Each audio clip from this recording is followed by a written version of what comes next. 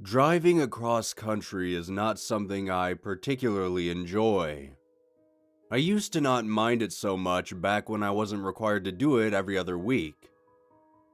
I work in the sales department for the largest office supply company in the Midwest. Basically, my job is to contact various other businesses, offices, firms, and sell them office supplies in bulk. This all used to be done digitally. But after one business requested a personalized meeting for the sale, I was dispatched to conduct the interview, just like how they were done before the digital age. Apparently, my sales pitch and presentation were so enjoyable that word returned to my boss, and they promoted me to sales liaison, a fancy new position that required I conduct these in-person meetings regularly. Although I may come across as annoyed with this position, it's not like they weren't accommodating me. I received a significant pay raise, plus commission. I was also reimbursed for most of my travel expenses. It's just after you've been doing these business trips for so long, the journey itself becomes monotonous. Some of you might ask, why don't you just fly like a normal person? Well, I like things to be a certain way. I like to have as much control of my surroundings as possible. When you fly, you forfeit that control for convenience.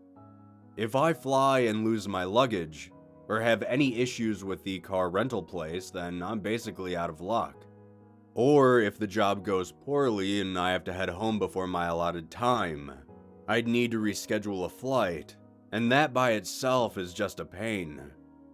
So, unless the location is extremely far away, I just prefer to travel by my own means. Recently, I had a job come up which was in the southern part of Kansas. A bit of a stretch for my average travels, but money was money. Having been through Kansas only once in my life previously, I can't say I was particularly excited to revisit. The drive to the company was fine. Actually, it was one of the smoother trips I had taken in a while. Very little traffic, and clear blue skies for as far as the eye could see. I had arrived at around 4 in the afternoon and conducted the meeting immediately upon arrival. The meeting lasted roughly an hour and a half, though most of that time was spent sitting in a waiting room. After all was said and done, all parties involved seemed to be satisfied with their order. I promptly called my boss to inform him of the new account we had just acquired, and he returned a curt, "good work." My boss wasn't what you'd call a people person, hence why I was the one doing these meetings and not him. However, I could tell he was quite pleased. You work with someone for so long, you pick up on a few things. I tossed my briefcase into my car and hit the road. After driving for nearly 2 hours, the road and horizon were starting to blur together. With a yawn, I looked down at the time. It was nearing 8 p.m. The burnt orange sky was quickly fading into a dark blue. As I sat there fidgeting in my seat, the urge to find a bathroom was beginning to creep up on me. I kept my eyes peeled for any sign of a turnoff for a fast food restaurant or even a gas station. However, no sign was to be seen. It was just mile marker after mile marker, and they were passing by at a rapid pace. There were no turnoffs, at least, not that I could see. I grabbed my phone off my dash and began to pull up my GPS. I needed to find the nearest rest area quickly. However, before I could properly scan my phone, I glanced up to maintain my position on the road, and saw a dull blue sign appear on the right. "Rest stop in 5 miles," it read. I closed out my phone and with a smile placed it back on its stand. Relieved, I relaxed back into my seat and continued driving. As I was quickly approaching mile 5, I couldn't seem to spot the rest stop in the distance. I was becoming increasingly concerned, and after another 10 stressful minutes, a building began to appear on the horizon. Seeing an entranceway, I turned the wheel and pulled in. The rest stop didn't seem like anything special, but by that point I didn't care. I just needed a bathroom. I hopped out of my car, and when I did, I noticed I wasn't alone at this place. There was a truck sitting a few yards away, parked near the door to the building. I briskly walked towards the building, and as I passed by in front of the truck, I felt eyes on me. I turned my head and saw a man sitting in the driver's seat staring straight ahead. It was a man wearing sunglasses, just sitting there with both hands on the steering wheel. He didn't seem to be looking directly at me though, just in my general direction. Aside from his sunglasses, I couldn't get a good look at his face with how dark it was becoming, but I pushed the whole situation out of my mind and continued onward. As I was leaving the bathroom, I noticed a vending machine. I bought a Snickers and stepped outside.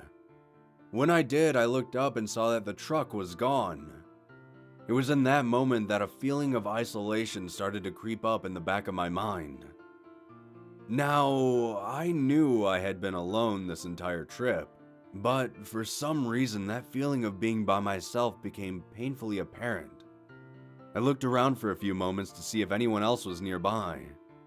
After shaking the weird thoughts from my mind, I hopped back into my car and returned to the highway. Once I was driving, I started to calm down some. I even put on some music to help me get out of my own head. After driving for another hour, I spotted something on the side of the road. It was a dull blue sign that said "Rest Stop in 5 miles." When I read those words, a chill came over me, and that feeling of isolation returned. I tried my best to banish the feeling from my mind. However, before I could shift my mind onto something else, I saw it. The same exact rest stop. I slowed down a bit and looked at it. It was purely identical to the one I had previously stopped at. I attempted to rationalize that the state had simply copied and pasted their rest stop design. I averted my eyes and sped up, continuing along the highway. I drove for another 2 hours, and by that point the sun had long since set and had been replaced by the moon and stars above. Admiring the clear starry sky overhead, my eyes drifted down, and I saw it again. That same exact sign. Rest stop in 5 miles. While I didn't want to stop at this place again, simply because this whole area has been giving me the heebie-jeebies, I had been driving pretty much non-stop since I left. I needed a break.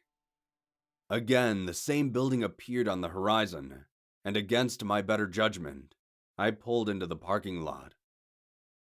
As I parked my car, my eyes drifted to the left, and I saw that same exact truck from before, in the same exact spot as before. I squinted my eyes a bit, but it was now far too dark to see if anyone was inside. I sighed aloud, not wanting to be here any longer than necessary. I went to reach for the door handle, but then I stopped. That feeling from earlier, that feeling of eyes on me came back. There was someone standing in front of my car's headlights. Whoever it was wasn't there a moment ago. I turned and looked at them. It was a man, just standing there in front of my car. He seemed to be wearing sunglasses, though it was quite odd given it was the middle of the night. He wasn't moving. His arms hung limply at his side. I was about to roll down my window and call out to him asking what his problem was, but then one of his arms began to move. It slowly lifted to his face and peeled away his dark sunglasses. His eyes were missing. 2 black recesses in his skull faced me, and despite his eyeless appearance, it still felt like he could see me, like he was looking into my soul. He continued standing there, not moving a single muscle aside from removing his sunglasses. The leather on my steering wheel began to creak and groan as I gripped it tighter and tighter. Then, in the blink of an eye, he was gone. He was no longer standing in front of my car, like he had been a mirage this entire time. I exhaled a deep breath, trying to gasp the air back in a moment later. My heart ached as it pounded in my chest. Then, that feeling came back. That feeling of eyes watching me. I slowly turned to my left. Those two empty recesses were inches away from my driver's side window. I was so close to him. I could see the reddish-black skin shifting around, as if there were still eyes inside looking at me. He pressed a single hand on my window and I screamed as loud as I could. I slammed my car in reverse and nearly crashed trying to spin my car around. I drove towards the exit of the rest stop, and instead of continuing in the direction I had been, I turned left and decided to drive the other way this time. For nearly 45 minutes of driving, I could barely control my breathing.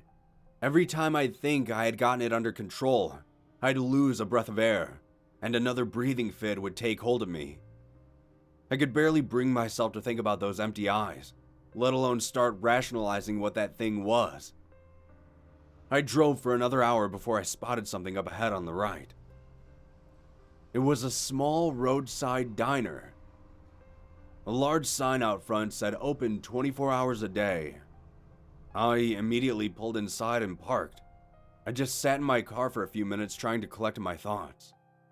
During that time, I kept looking back over my shoulder to make sure whatever that thing was hadn't followed me. I stepped outside and entered the diner. A small bell announced my arrival, and I saw that inside was virtually empty. There was a single man who seemed to be a trucker, sitting at the counter sipping coffee and reading a newspaper. He gave me a passing glance and continued reading. A moment later, a waitress came rushing out of the back and told me to grab a seat anywhere. I spotted a booth near the back and quickly walked over to it. I sat down, rubbing my hands together in an effort to shake off my nerves. The waitress came over to the booth and asked if she could get me anything. With a slightly trembling voice, I just asked for a cup of coffee. A few moments later, she returned, cup in hand. Taking note of my clearly unsettled appearance, she asked me if anything was the matter. I just told her I'd been driving on Route 83 for a few hours and needed a break. When I said that, she returned a puzzled look. She asked me if I was sure I was on Route 83, and when she asked that, I noticed the trucker turn and raise an eyebrow to my statement as well. I nodded to her, and then she told me something odd.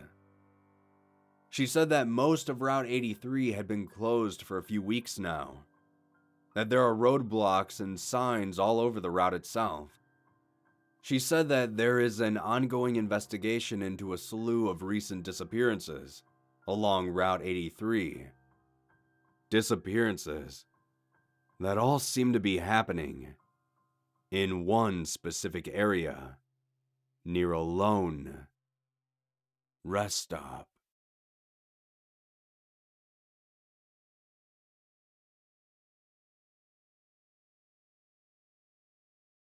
I had moved into my new house a little over 4 months ago.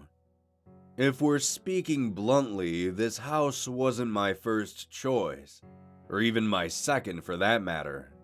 Time was running out on my current lease and I was forced to settle on this location. The house itself wasn't terrible, but it wasn't great either. The main drawback, however, was the location. The house was settled on the edge of the suburbs.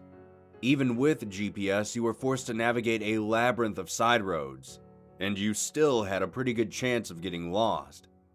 If you followed all the directions closely, you'd be led to a side street, which extended out into a dead end. At the very end of that dead-end street was my new house. The back and right side of the house overlooked a mini creek of sorts. It was basically just a drainage area for the city plumbing. Large thickets of shrubs and trees wove themselves together, creating a natural fence around the backside of my house. For the first 2 weeks upon moving in, everything was great. It felt like that honeymoon phase where everything was new and exciting. Then, on the third week, I woke up one morning and stepped outside to grab the mail. Honestly, I wasn't expecting anything other than junk mail, and for the most part, that's exactly what it was. I fished out the handful of items and brought them inside. As I sipped from my coffee mug, I thumbed through the mail itself.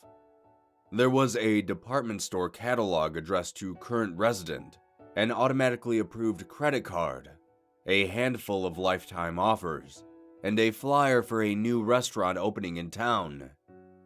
As I looked through each piece of mail, something fell from the pile onto the floor. I glanced down and saw what appeared to be a single piece of paper. Picking it up, I quickly realized that it wasn't paper at all. Well, not exactly. It was a photograph. Like a Polaroid, but different slightly. It didn't have any white edges commonly associated with those. In fact, one side of the photo was jagged, like it had been torn from a machine. I turned the photo over and looked down at it. At first, I couldn't quite make out what it was a photo of. It was grainy and out of focus.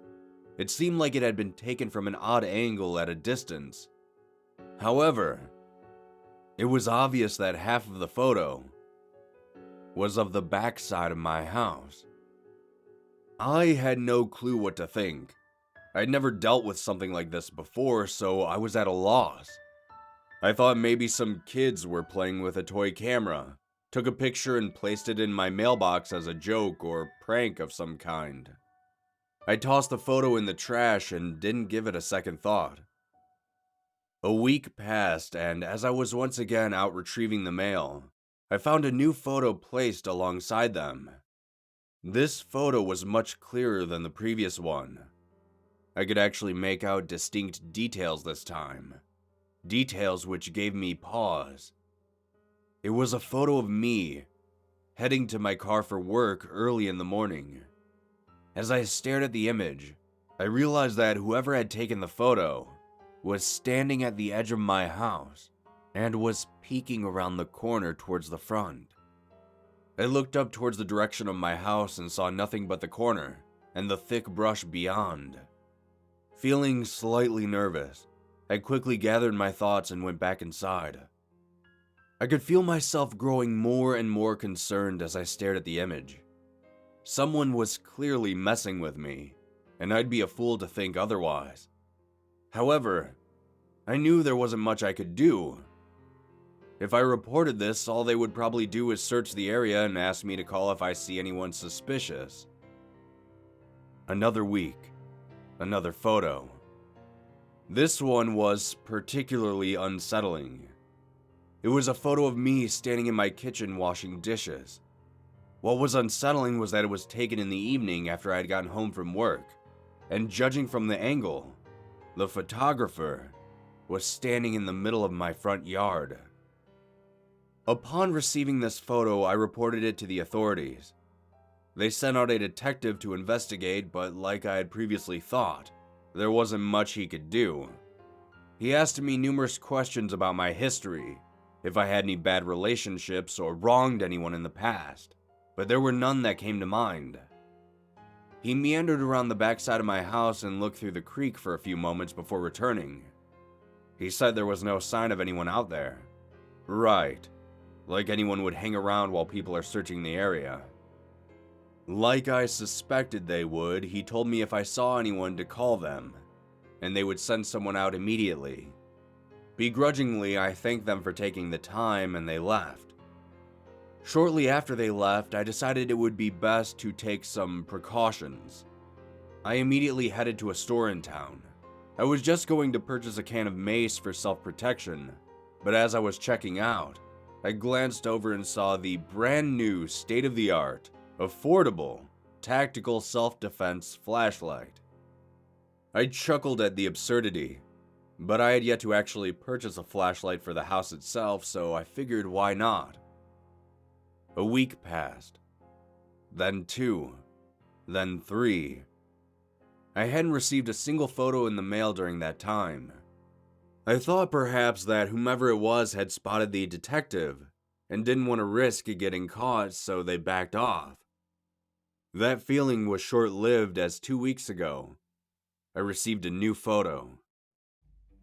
This one was much more disturbing than the last. It was a photo of me, asleep in my bed. The picture was taken from outside of the window to my bedroom. Standing outside at the mailbox, I crumpled the photo in my hand and stared at the trees behind my house. I decided then and there that I was going to find out who was doing this to me. I took 2 weeks off from work to make sure I'd be able to catch whoever this was in the act. So I stayed home and waited. Eventually a week passed, and during that time I saw no sign of anyone outside my house. Then, a week ago, something happened. I was sitting in my bedroom reading a book. I'd been forcing myself to stay awake for numerous consecutive nights during that last week and a half, so my exhaustion was getting the better of me. I could feel my eyelids growing heavy, and just before they shut, I thought I heard something outside. It sounded mechanical, like the rhythmic clicks of a camera shuttering. My eyes shot open and I held my breath momentarily. Then I heard it again. The whirring of films and cogs sputtering sounded just on the other side of my window. I grabbed my flashlight and mace from my desk before making a break for my door. I sprinted through the living room of my house and tore open my front door. As quickly as I could, I rounded the outside corner of my house to where my bedroom window was. And I stopped. In the moonlight, I could see it. It was tall and thin. Extremely thin. It looked like an unnaturally long skeleton was standing outside my window. It was hunched over facing the glass, and yet it was still taller than me. Its bony skeletanoid form was completely black, like its body had been submerged in a tar-like substance. It was hard to discern it from the dark siding on my house. I could feel my throat beginning to dry up as fear was slowly settling in my mind. Then, the creature turned to face me, and I saw its face. In the center of its skull, looked like a giant camera lens. It had a long, slit-like mouth bisecting its face underneath. As it turned, the creature made no sounds whatsoever. It was jarring seeing something so large be so quiet. Then, the faint clicking and whirring sound of a camera lens focusing could be heard. In a panic, I brought up my high-powered flashlight and switched it on. The 3,000 lumen flashlight pierced the darkness like a hot knife through butter and bathed the creature in a brilliant white light. The creature immediately recoiled, unleashing a hellish screech in pain. As it screamed, I heard the sound of a camera shutter, and I watched as something began to slide out of the creature's mouth. The object gently floated towards the ground, as the creature turned and sprinted off, disappearing into the dense brush behind my house. I simply stared in disbelief for a few moments, unable to truly comprehend what I had just witnessed. Once I was finally able to regain my ability to walk again, I slowly moved over to where the object was.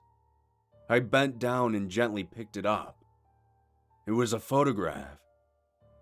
A photograph of a pure white light. It's been nearly a week since that incident, and I'm still struggling to believe what I had experienced was real. If it wasn't for the white photo on my desk as a constant reminder, I might have thought the whole thing was just one big sleep-deprived episode. I have no idea what that creature was, where it came from, or what it even wanted. I haven't been able to get this experience off my mind, as I'm sure none of my family or friends would even believe me if I told them. I just hope I managed to scare the thing off for good, because I'm not sure what I'm going to do if it comes back. Though, As I'm sitting here writing this out, I can't seem to shake the feeling that I'm being watched. And I could have sworn that I heard the faint click of a camera shutter just outside my window.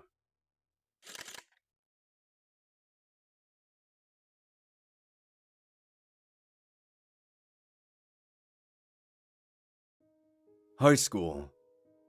Most people see it as a place of learning, a location where the minds of youth can be molded and shaped to prepare them for life outside those stone walls. Others see it as a lawless wasteland of chaotic hormonal teenagers, just trying to figure out their own place in the world. Some still hold on to that belief that high school was the best 4 years of their lives, as if acne and awkward relationships were the best thing to ever happen to them. My feelings on my school life fall mostly on indifference. While I barely remember my time there, some of the friendships I made I could never forget. Thinking back to the friends I had made in high school and all the crazy antics we got up to, it would always send waves of nostalgia running back through my mind. Unfortunately, shortly after graduating high school, my parents moved around a lot, taking me along with them. During those years, I bounced around from job to job. Eventually, I found one that actually stuck, which was surprising, and I have been working there ever since. The downside was that the job had to relocate me to another city, in a whole nother state. This put me farther away from my family and even farther away from my hometown. Due to this, I fell further and further out of touch with people from my past. People whom I used to call my best friends in school now just seem like former acquaintances.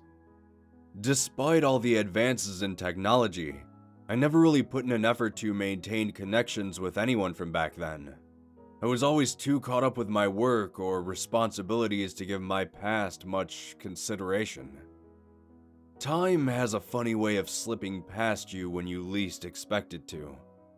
A few years after joining the company, I had met my wife, Mary, and the years seemed to only pick up even faster.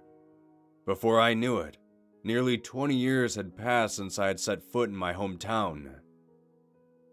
One day, I had come home from work, and as I walked through the door, Mary informed me I had received a letter in the mail.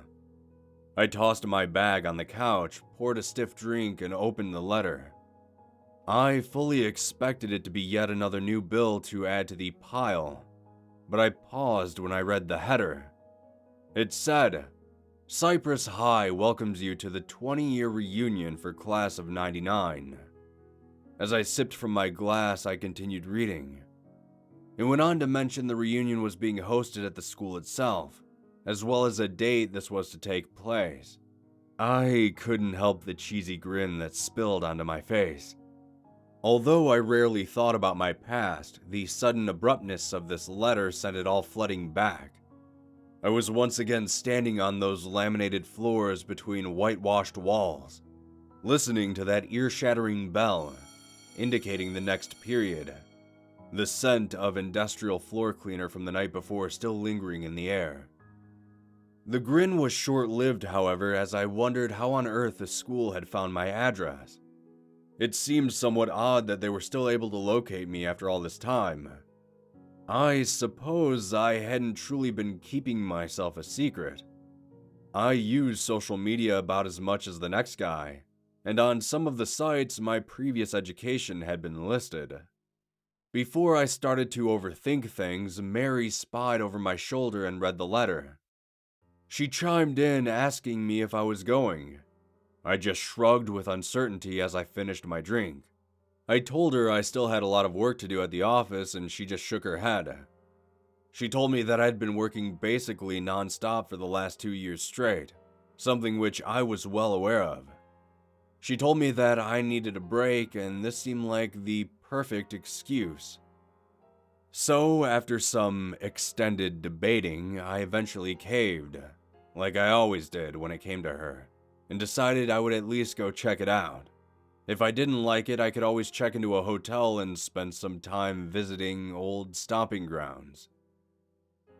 I arrived at my hometown a little before sundown, I had around an hour before the event was supposed to occur, so I decided to spend that time driving around my old neighborhood.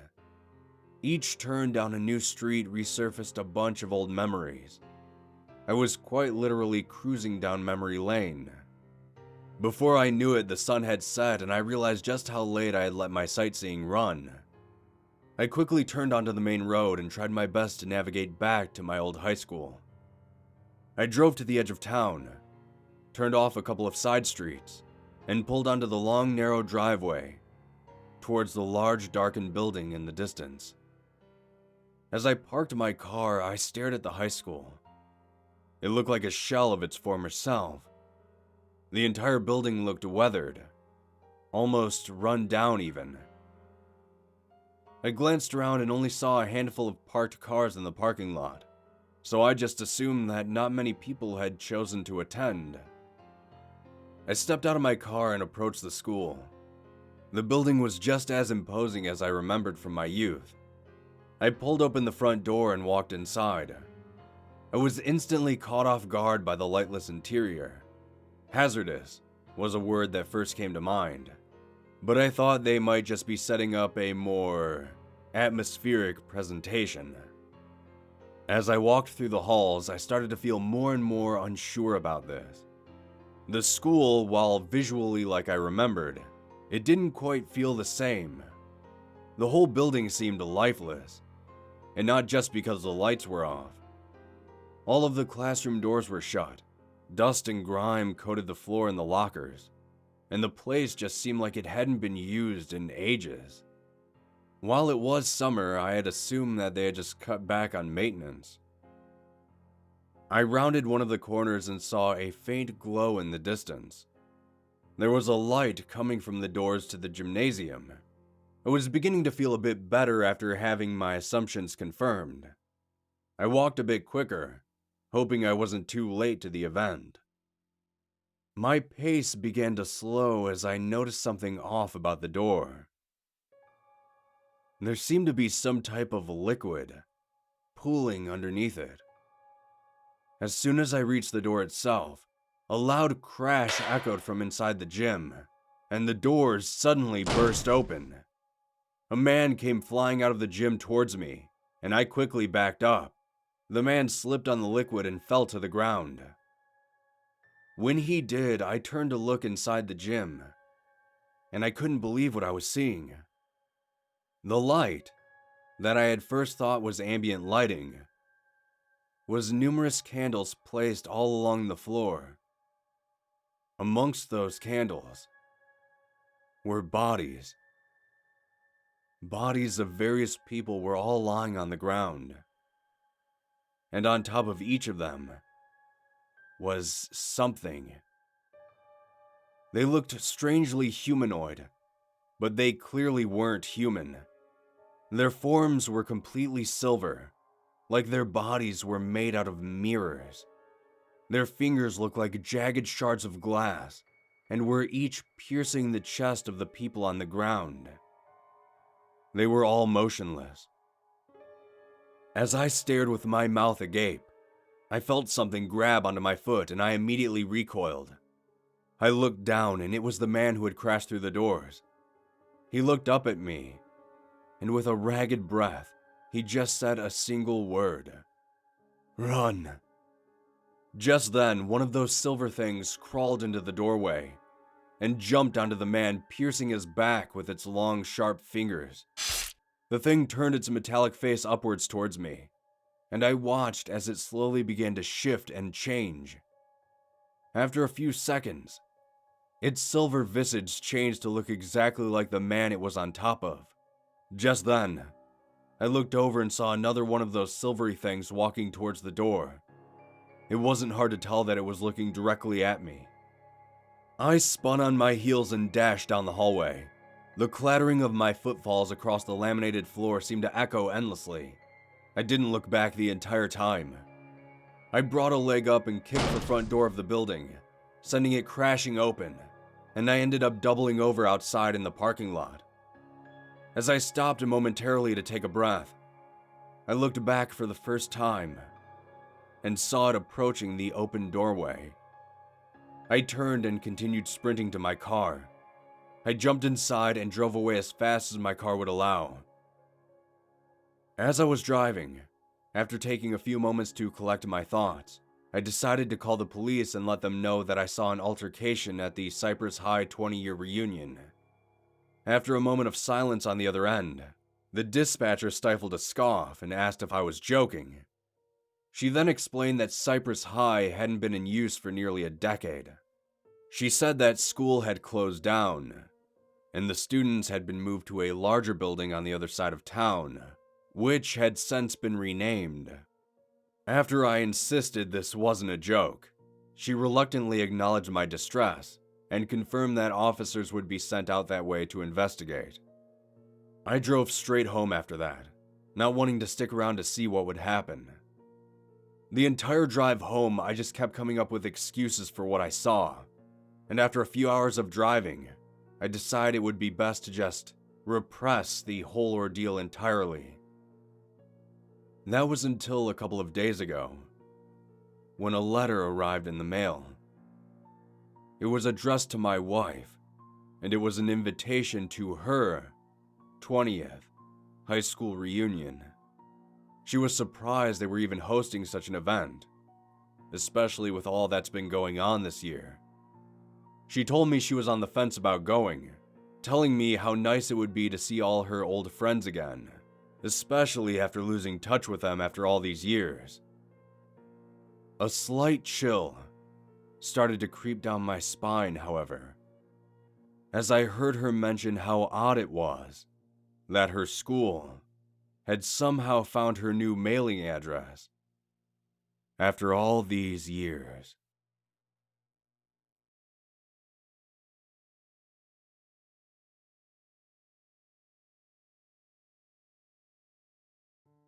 To say I know my brother would be like saying I know the back of my hand, though I'm sure that can't be said for a lot of siblings out there.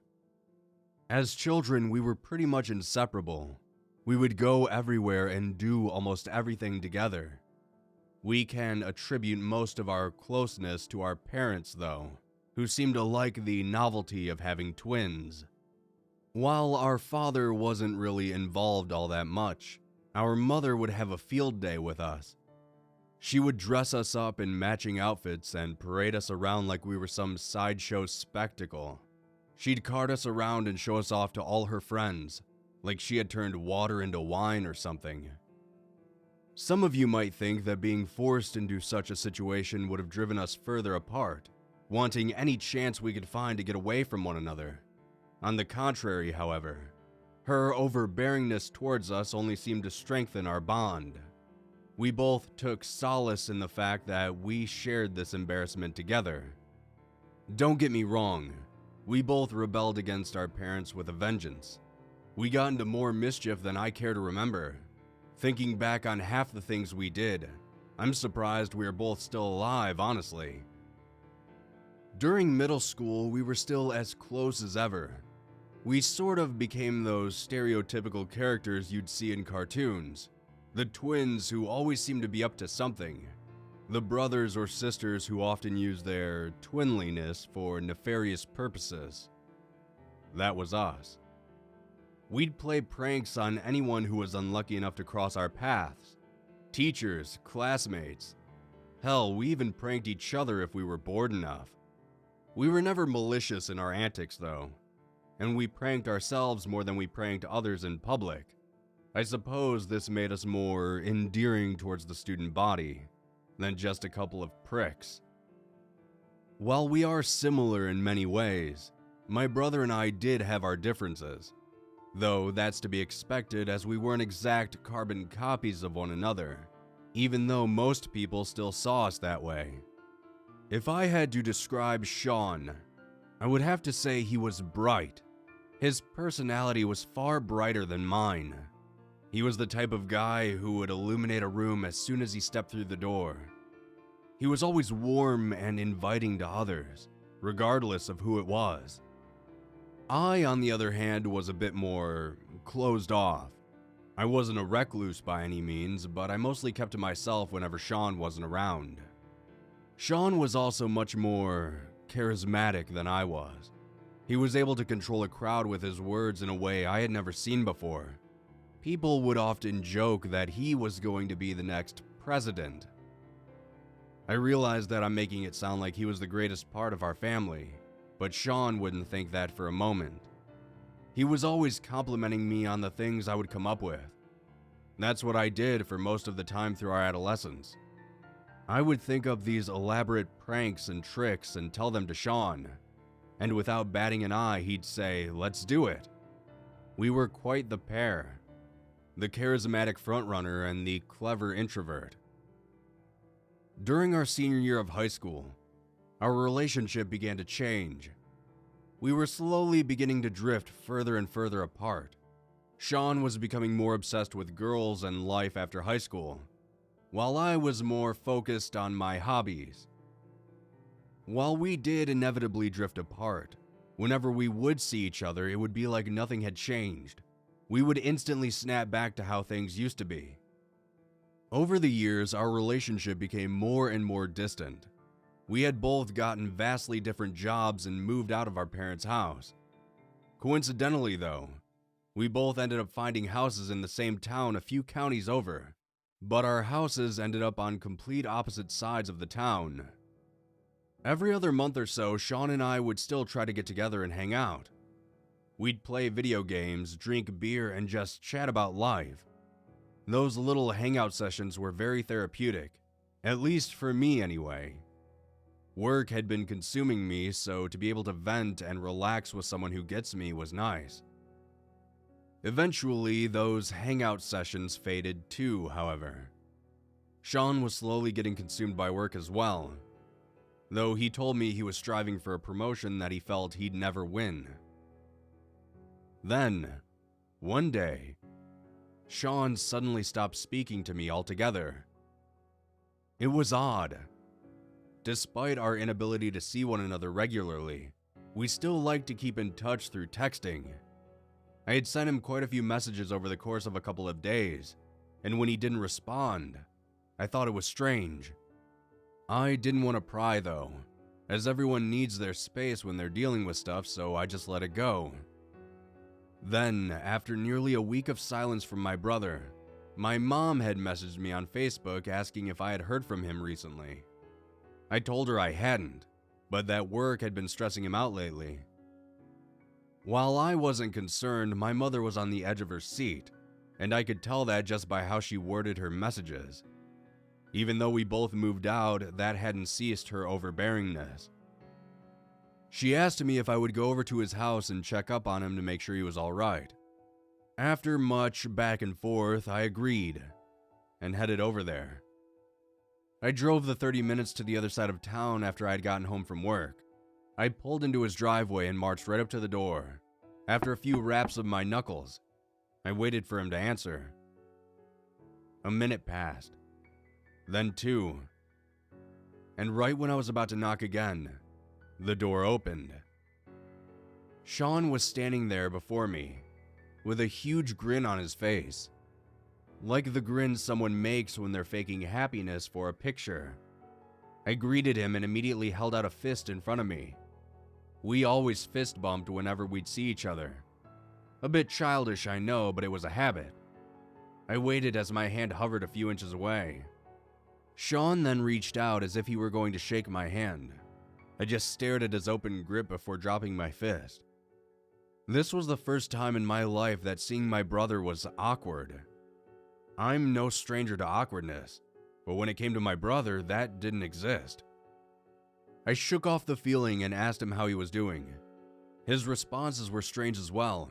He only responded in short, single sentences, like he was trying to write a book with his mouth. As someone who has seen Sean speak to an entire room filled with people and flow effortlessly with his words, this was jarring to hear. He said everything was fine, that he had just been exhausted from work. He apologized for not responding to any of our messages. He said that he had lost his phone somewhere at work. Another strange thing for Sean to say. My brother's phone was always permanently glued to his person. I couldn't seem to wrap my head around what was happening. On one hand, He was clearly standing in front of me, and I could see him with my own two eyes. And on the other, he seemed like a complete stranger to me. I asked him once again if he was sure that he was fine. That same cheesy grin never left his face, and he told me not to worry. I nodded to him, wished him well, and thought about bringing my hand up for another fist bump, but decided against it. I headed back to my car and drove off. As I drove home, I couldn't shake the feeling that something was severely wrong with him. If it were anyone else, I would have just dropped it and minded my own business, but I couldn't with Sean. Halfway home, I spun the car around and drove back to his house. I parked a few houses away so I could see if he did anything strange. It wasn't long before the sun started to set, and just before sundown occurred, I watched as Sean stepped out of the house. He walked over, got into his car, and drove off. As he rounded the corner of the block, I pulled into his driveway.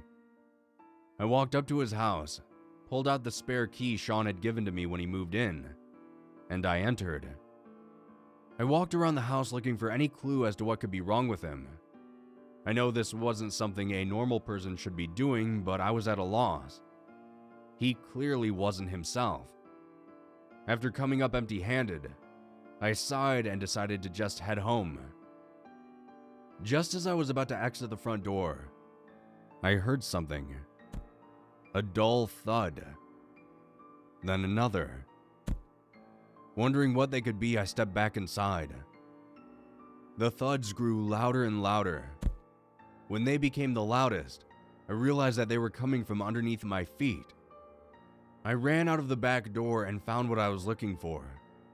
The entrance to his wine cellar.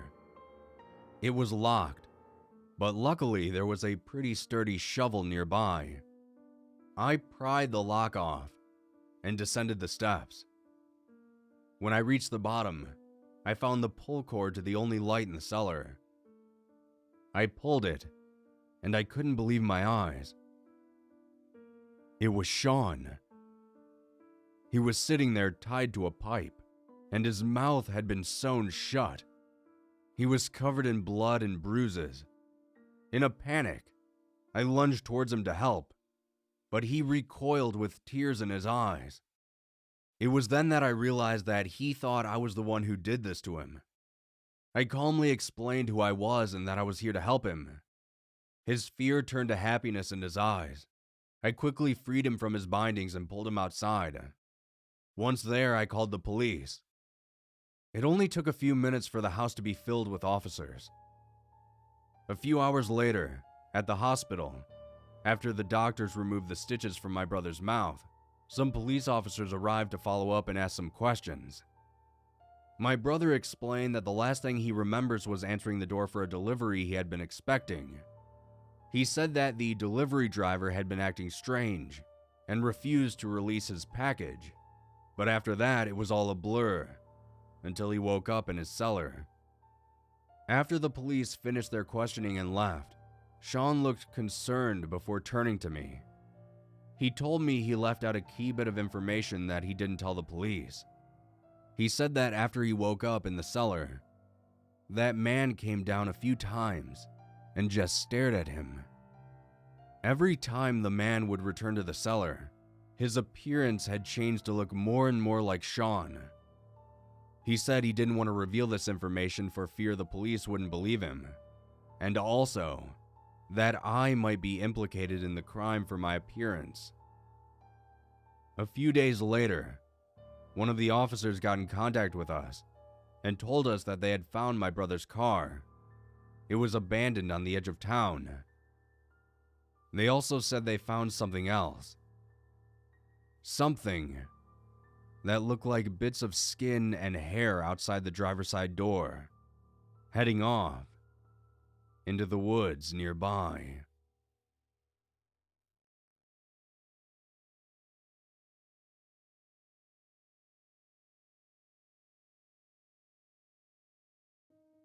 My wife, Caitlin, and I have been married for nearly 10 years now. We met each other in college and shared a few classes together. She was the outgoing social butterfly, and I was the quiet academic who mostly kept to himself. We had both been assigned to a group project in one of our mutual classes, and from the moment that my wife first introduced herself to me, she made it her goal to bring me out of my introverted shell. Which, to her credit, she did. I can't imagine what my life would have been like if I had never met her. She's the only person I've ever met that can win someone over with her smile and laughter alone. She makes me a better person, and I feel so blessed to be able to spend my life with her. But lately, she hasn't been acting like her usual self. Her stunning green eyes have lost their usual luster. I seem to catch her frequently staring off into space, like she's lost in thought. The spring in her step has been replaced with a dull, lethargic amble.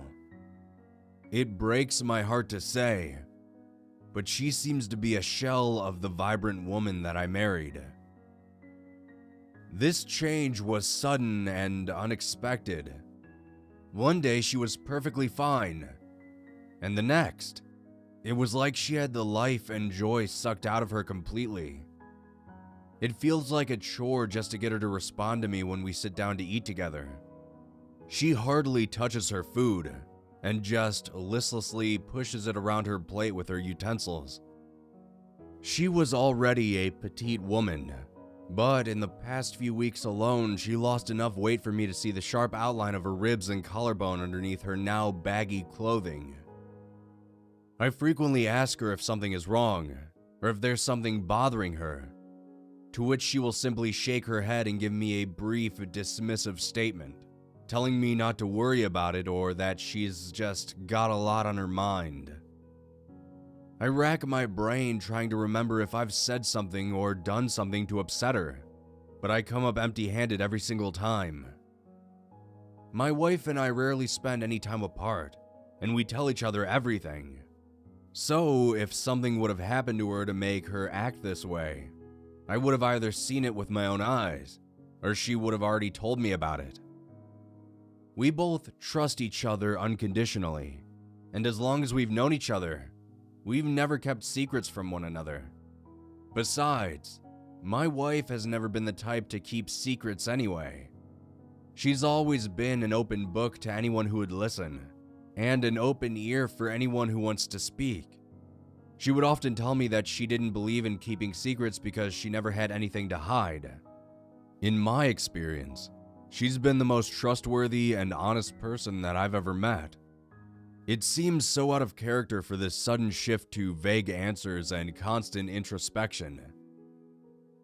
Now, this might sound a little bit crazy, but I truly am at wit's end trying to figure out what's going on with Katie, and this has been the only reoccurring event that I can pinpoint.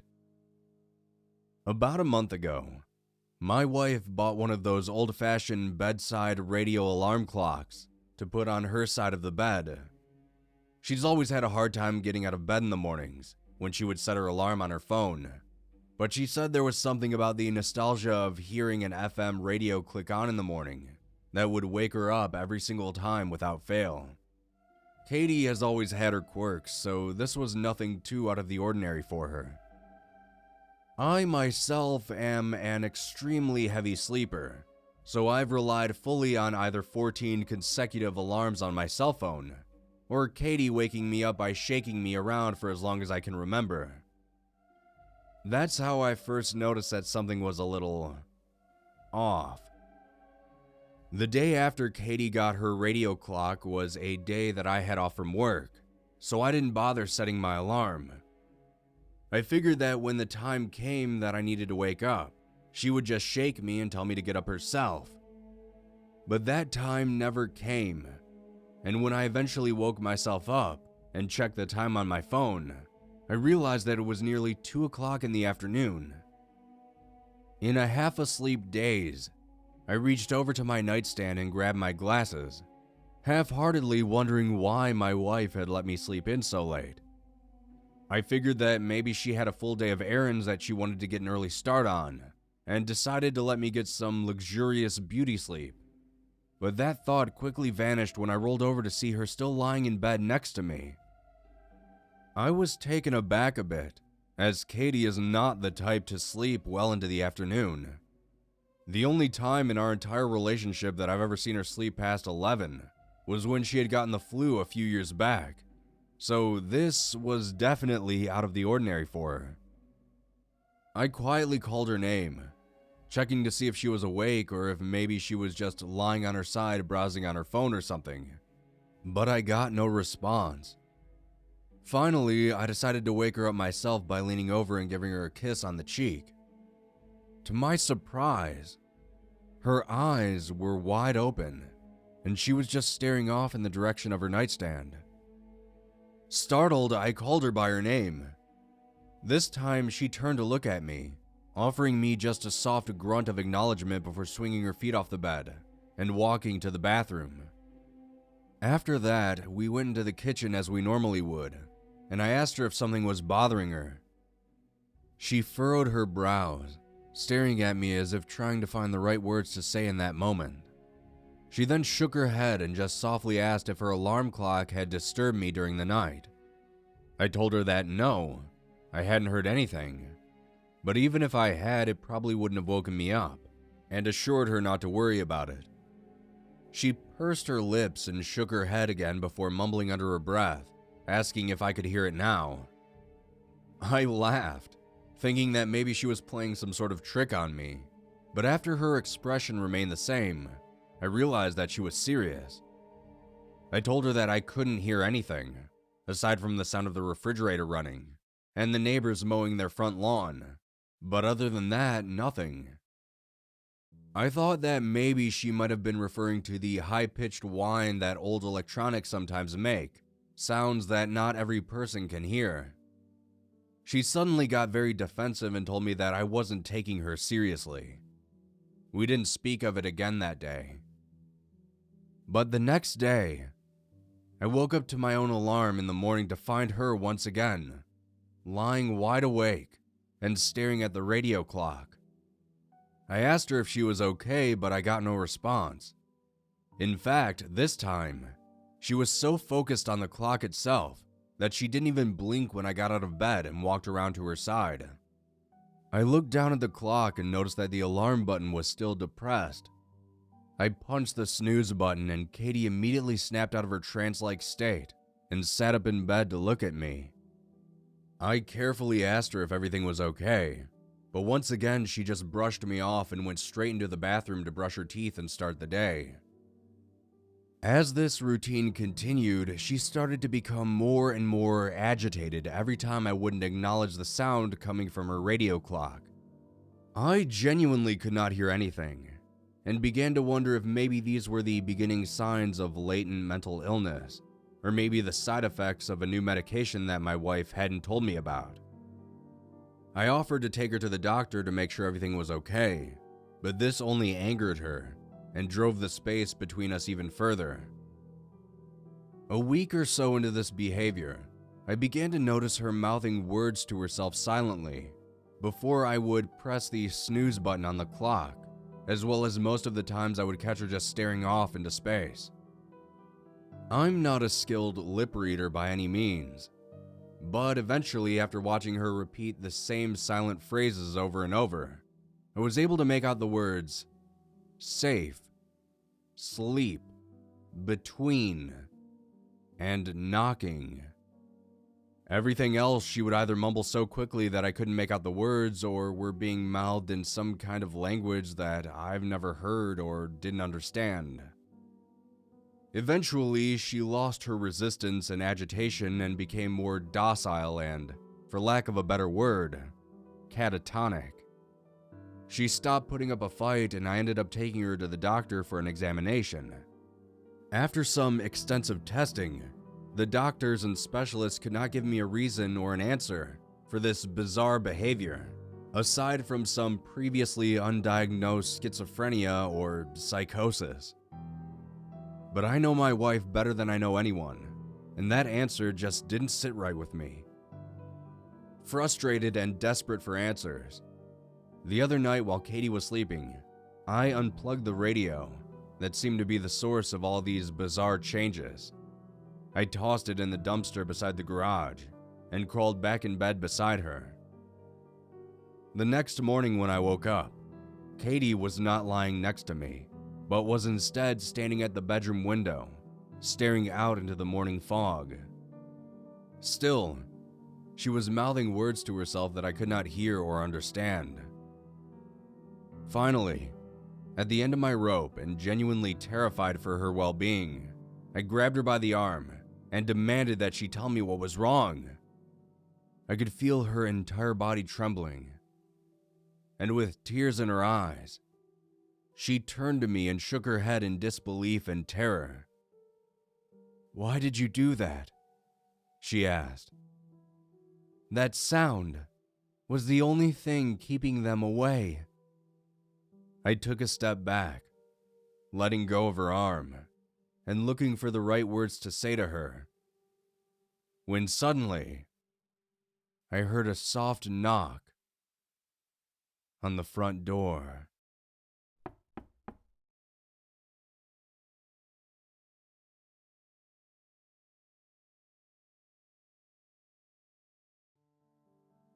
My son James is an amazing kid, or at least he used to be.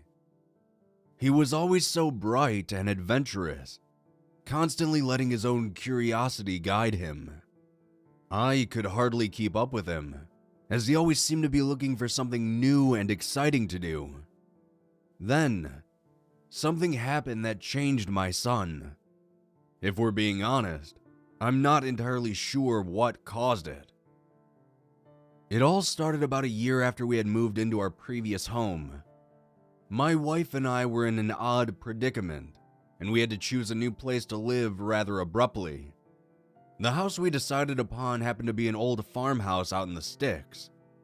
I wasn't too keen on the idea of being so far removed from all the luxuries of city life, but my wife, on the other hand, couldn't have been happier. She had grown up in one of these houses, and the nostalgia swayed her before I could even protest. The house was settled on a few acres of land, and even came with its own barn. I let out a comical laugh at the sight of it. I even jokingly asked if I should buy a pair of overalls and a straw hat. She just jabbed me in the shoulder, and we continued on to the house. Around the northern edge of the property, adjacent to the barn, was a small patch of woods. The southern edge of the property overlooked sprawling hills, and beyond that was the nearby town. I wasn't sure what James would think of his new home. He seemed somewhat upset about moving away from his friends, but he was eager to find and make new ones. Life was progressing normally for our small family. My wife and I both worked on different schedules to allow us to trade off watching our son. I had the weekends off from work, so during that time that left me in charge. Luckily, James had just turned 10 years old, so he wasn't in desperate need of constant surveillance. There wasn't a whole lot of trouble he could get himself into way out here. He was also very well behaved, which I attribute all of that to my wife.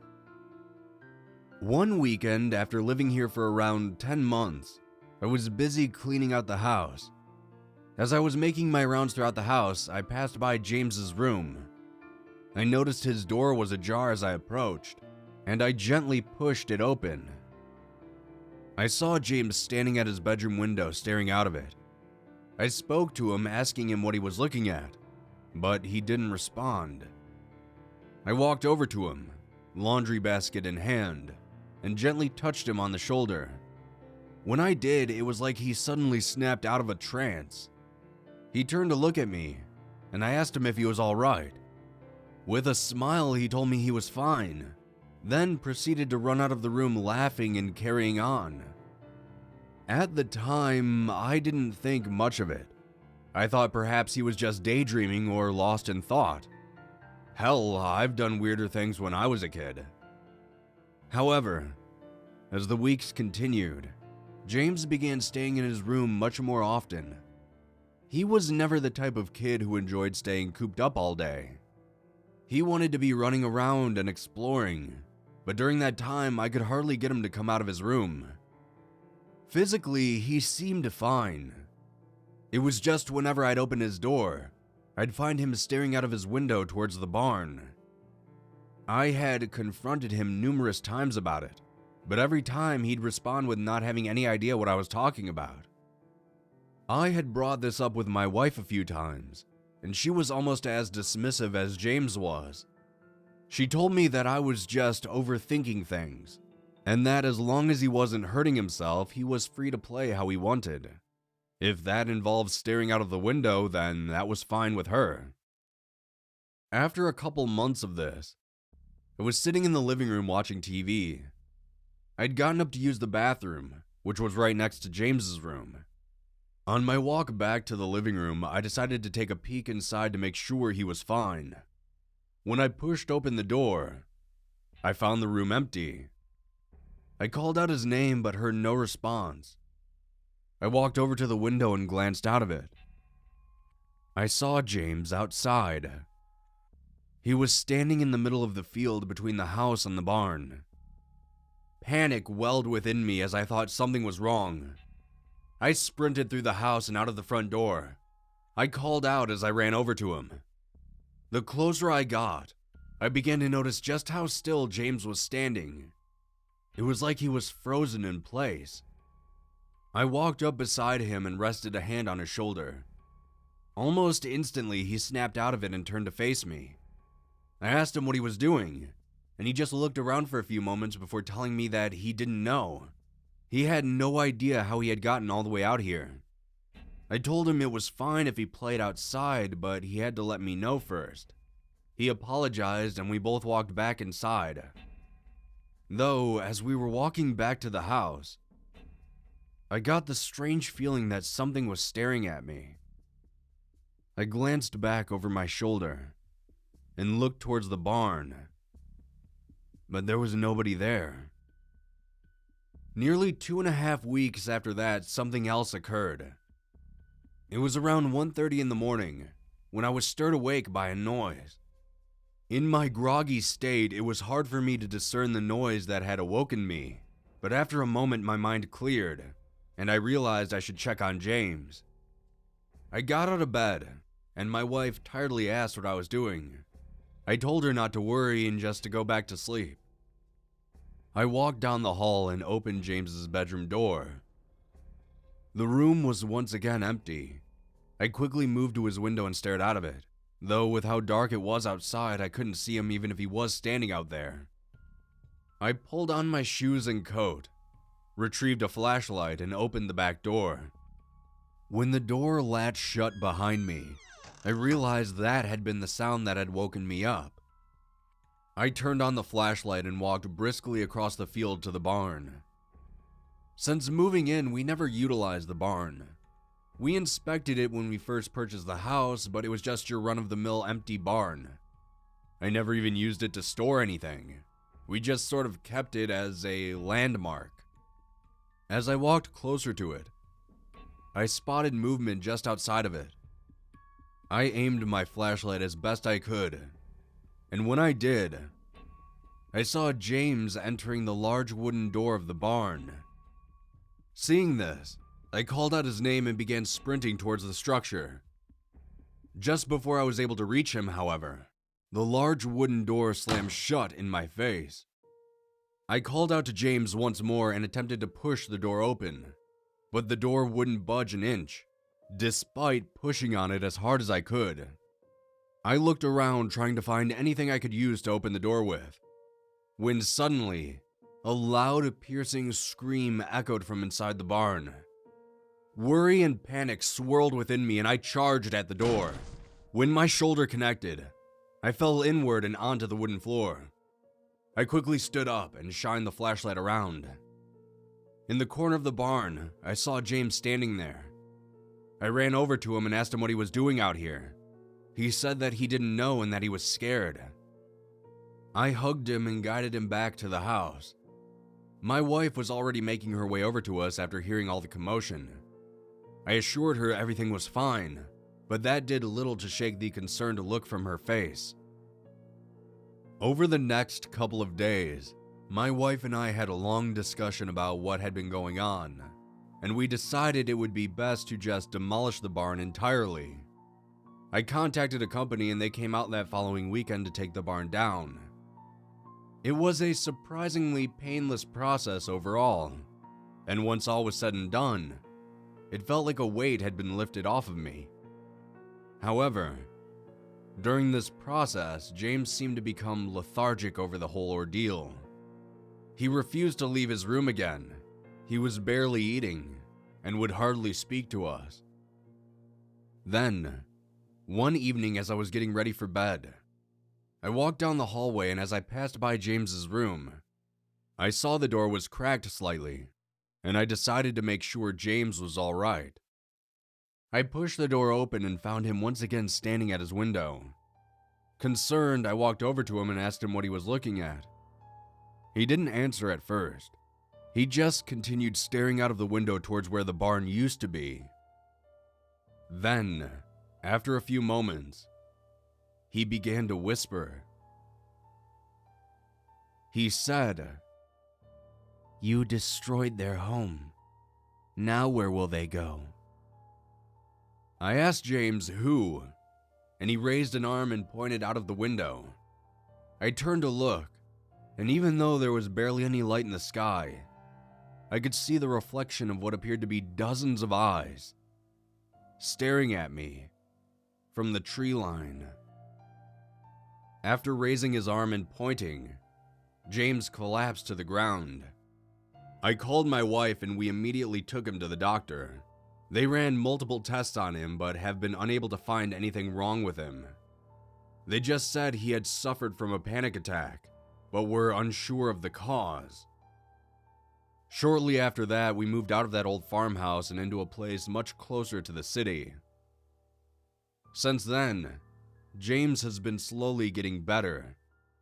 But whenever I ask him about the old house and the barn, he seems to have absolutely no memory of ever living there in the first place.